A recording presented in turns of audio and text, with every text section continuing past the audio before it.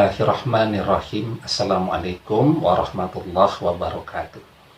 Bapak-bapak, ibu-ibu, mas-mas, mbak-mbak, adik-adik sekalian dimanapun Anda berada, kembali bersama saya Iip Wijayanto, dan di dalam kesempatan kali ini saya akan membahas tentang masalah cuka, ya, atau kalau di Sumatera orang menyebutnya cuko, ya. Jadi saya sering juga itu dapat pertanyaan masalah cuka atau cuko empek-empek itu, ya. Apakah itu dihalalkan atau tidak, karena banyak yang membaca di berbagai artikel bahwa ada juga cuka itu yang diproduksi dari alkohol, ya. Nah, jadi ini memang menarik bagi saya, ya, karena empek-empek itu adalah makanan favorit saya. Ketika saya melek pertama kali menyadari kehadiran saya di dunia fana ini, kuliner yang saya nikmati itu adalah empek-empek, ya, dan hingga hari ini rasanya kalau 1 bulan saja tidak makan empek-empek itu rasanya dunia hampa, ya.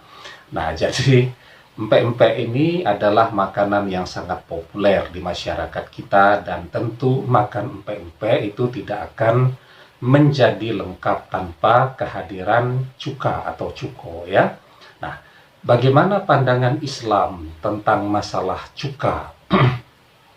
Jadi yang harus kita ketahui bersama bahwa Rasulullah Shallallahu Alaihi Wasallam itu sudah mengatur berbagai persoalan sendi-sendi kehidupan manusia, mulai dari masalah pergaulan, masalah perdagangan, masalah ibadah, hingga ke masalah adab, sampai pula ke masalah makanan, ya. Nah, jadi memang kalau yang jadi pertanyaan, apakah menggunakan cuka yang dibuat dari alkohol itu diperbolehkan atau tidak, ya tergantung alkoholnya, ya. Apakah itu termasuk ke dalam kelompok alkohol murni, atau kemudian alkohol yang memang sudah menjadi khamar.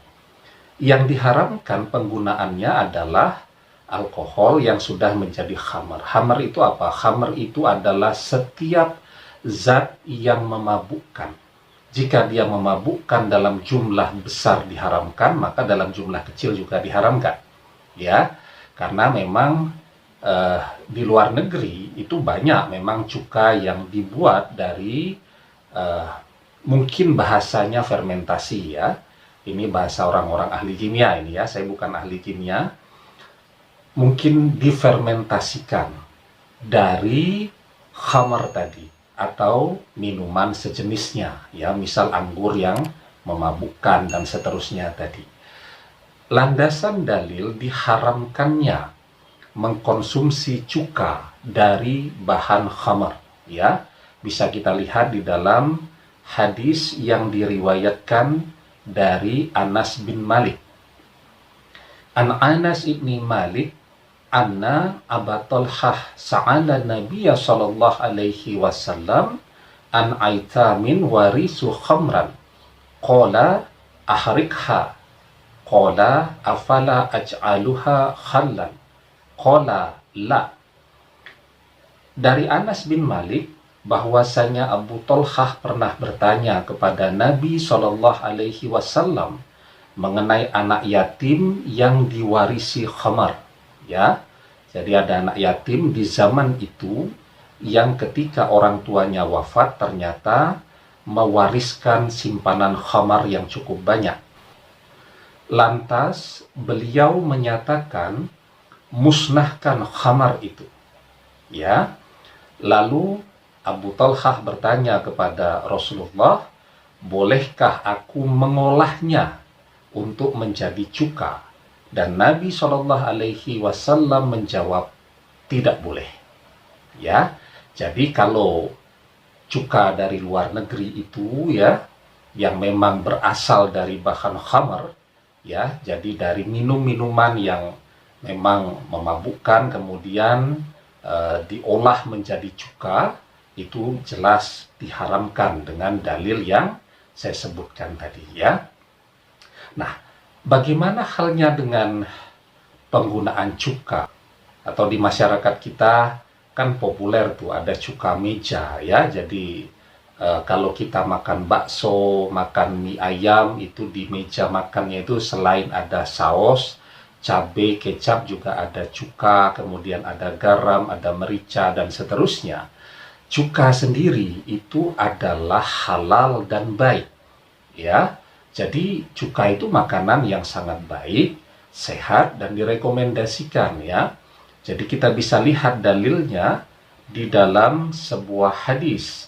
Ni'mal udumu awil idamul khallu. Sebaik-baiknya bumbu dan lauk itu adalah cuka. Jadi secara umum mengkonsumsi cuka itu adalah diperbolehkan, ya, dan baik, kecuali cuka yang berasal dari bahan khamar. Nah, pertanyaannya tadi bagaimana dengan cuka atau cuko, empek-empek?